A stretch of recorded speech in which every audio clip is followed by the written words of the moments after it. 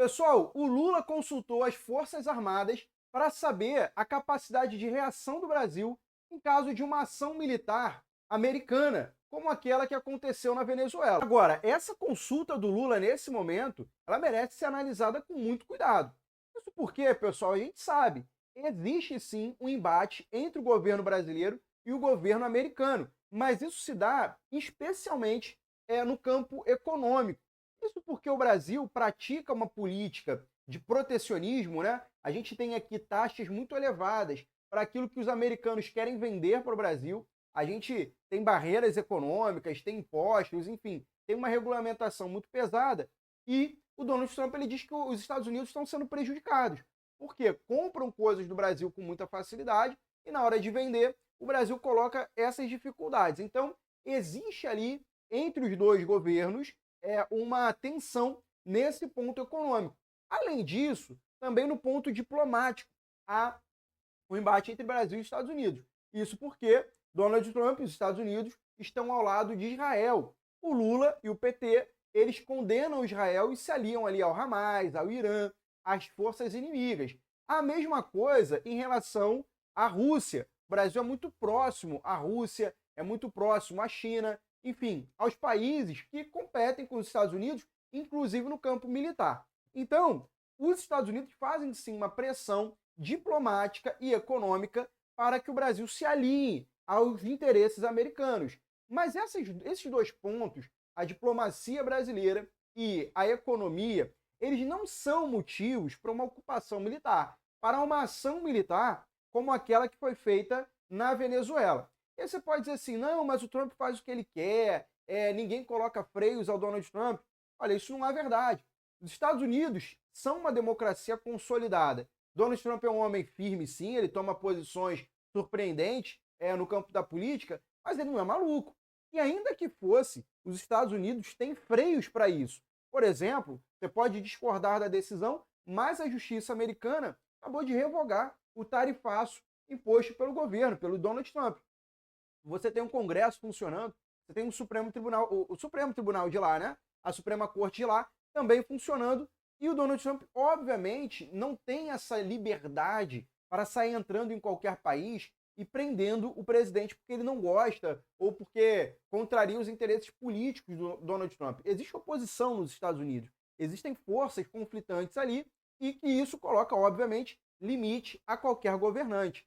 O que aconteceu para a prisão do Nicolás Maduro é que, por anos, tanto em governos republicanos, como é o caso do Donald Trump, a direita, como a esquerda americana, os democratas, eles condenam o Nicolás Maduro por tráfico internacional. O Nicolás Maduro, ele é visto nos Estados Unidos, ele é acusado, ele era procurado, a cabeça dele estava a prêmio, inclusive com uma recompensa de milhões de dólares.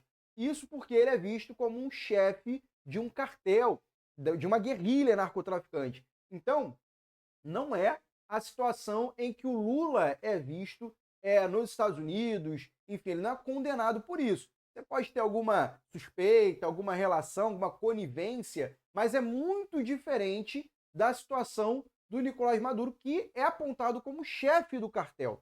Bom, essa diferença ela é fundamental, porque a gente acompanha o processo eleitoral, as pesquisas, e a gente vê que a reprovação do Lula ela é recorde. O Lula hoje é um presidente insustentável. Isso porque você tem ali mais gente considerando o governo ruim ou péssimo do que considerando bom e ótimo. Então é óbvio que uma reeleição nessas condições, quando supera, ruim ou péssimo, supera a metade, você entende que a maioria da população não votará no Lula, votará no seu adversário. Por outro lado, você tem o Bolsonaro, preso, incomunicável, sofrendo todo tipo de condenação jurídica, mas o povo não condena Bolsonaro. Bolsonaro aponta o Flávio Bolsonaro como seu substituto na corrida eleitoral e imediatamente Flávio dispara nas pesquisas. Lula sabe que o fim eleitoral dele está chegando. E também sabem os ministros da Suprema Corte que o Senado Federal vai ser profundamente alterado na próxima eleição. A direita vai eleger uma maioria de senadores e esses senadores poderão abrir a caixa preta da República. Então as CPIs que vão travando, que vão se emperrando, os pedidos de impeachment que são engavetados, a partir de 2027 isso acaba. Em 2027, a direita terá um presidente do Senado. E aí, pessoal, talvez não seja uma especulação tão extravagante se alguém pensar que tem dedo do Lula nisso aí. E o próprio Lula, sabendo que o fim político dele está chegando, ele não pode enfrentar o povo nas urnas em outubro desse ano, ele queira arrastar para essa lama outras autoridades. Que ele queira convencer essas autoridades o seguinte: olha, se eu cair, se o Lula cair, vocês vão se prejudicar e vão cair junto. Então, que essas autoridades venham querer proteger o Lula, manter a esquerda no poder. Aí o Lula, ele teria o povo contra ele, mas teria a segurança de que os juízes não estariam contra ele, de que os atuais senadores, que não querem largar o osso, sabem que nas urnas vão perder. Esses atuais senadores e deputados se agarrem ao Lula, aí você sabe, os generais, os militares foram de alta patente, óbvio, né? Eu estou falando dos generais que são comandantes, que ordenam despesa, que fazem licitação. Essa galera que gosta muito do Lula, não sei porquê, mas por algum motivo, né? Tem muito general que, enfim, é bem amigo do Lula.